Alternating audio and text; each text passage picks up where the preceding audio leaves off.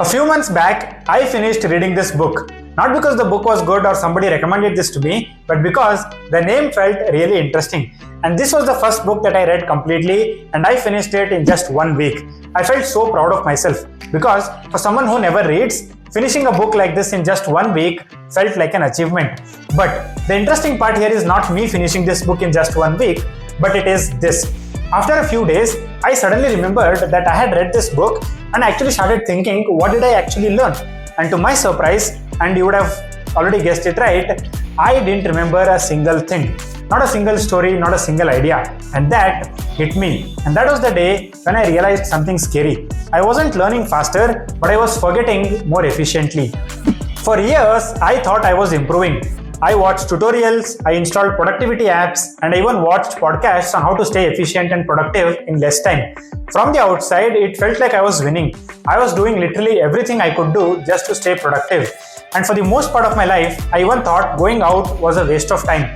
But from the inside, nothing was changing. I knew a lot of things, but I just couldn't do any of them. And that's when I realized efficiency is a trap. Today, I want to talk to you about why our obsession with efficiency is actually making us dumber, and I want to show you why the long way, the messy, slow, and frustrating way is actually the only way to truly learn anything. So without wasting any time, let's get started with a very interesting story on NASA. Let's go back to the 1960s. NASA was building the Saturn V rocket, and for those of you who don't know what Saturn V rocket is, it was the beast that took us to the moon. And at the heart of that rocket was an F1 engine, and that engine was one of the most powerful engines ever built. And later in the 2000s, the new NASA engineers actually wanted to look back at how the old engineers actually built that rocket. They had all the records, data, and blueprints, but to their surprise, even after having all those resources, they couldn't rebuild the rocket at all. Why? Because the efficiency of the blueprints didn't actually capture the inefficiency of the struggle.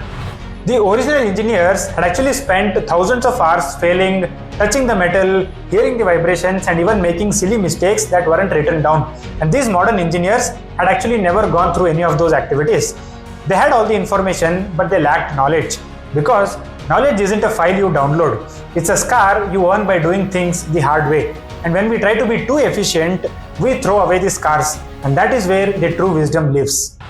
This brings us to an interesting concept called the illusion of competence. Here is a famous story. There was a pottery teacher, and on the first day of his class, he divided his students into two groups. To one group he told, you will get an A grade if you produce 50 kg of pots. I don't really care if you produce a good or a bad pot, but you just have to produce 50 kg of pots for me to give you an A grade. And to the other group he told, you have to produce just one pot, and that has to be perfect and beautiful. Now, before I reveal the answer, who do you think actually got an A grade? Drop your answers in the comment section below. Back to the story. The highest quality and the most beautiful pot didn't actually come from the group that was asked to make one perfect pot, but it actually came from the group that was asked to make 50 kg of pots. Why? Because the quality team was being efficient. They were planning, they were trying to get the perfect way to make a good pot, but on the other hand, the quantity team actually got their hands dirty. They made mistakes, they made ugly pots, but every time they made an ugly pot, they learned something that the quality team never learned. This is called the illusion of competence. There is actually a term for this in psychology called the desirable difficulty. Think about your brain like a muscle. If you go to the gym and you pick up a weight that is so light, you can lift it 100 times without breaking a sweat. But are you making any real progress? No. You're working and trying to be efficient, but you're not making any real progress. But contrary to that, if you pick up a weight that is not so easy to lift, but even if you lift that weight for 10 to 15 times, if not for 100, you're making real progress. Your brain is designed to delete information that comes very easily. And that's why whenever your brain sees something very simple, it goes, hey, this is easy, maybe this must not be important at all. And it hits the delete key right away. And this is exactly what happens when you watch a 5-minute or a 10-minute summary video of a complex topic. Maybe for that moment you would have understood what that complex topic is, but you have truly not learned anything.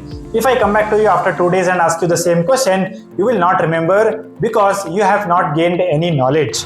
Now on the other hand, if you had learned this complex topic the hard way, maybe you read a book, you made points about it, you struggled, you failed and you made mistakes, this friction will give signals to your brain. Now your brain says, hey, this is hard, maybe this is important to him, let me store this information permanently. In today's world, we are removing all friction. We have AI to write our emails, Google to answer every question instantly, and our generation is completely hooked up to short form videos. We no longer have the patience to watch videos like this. We are becoming completely efficient at knowing things but very bad at understanding them. You know what else efficiency does? It kills your creativity.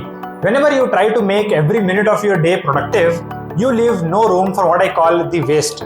Because great things don't happen when you check items off a to-do list. They happen in the showers, long walks, or during a useless conversation with a friend. When your life looks like a perfectly paved highway, you might reach your destination fast, but you will never see anything interesting because beauty lies in the woods, in the dirt, or in the places where the path isn't clear. So, am I telling you to be lazy?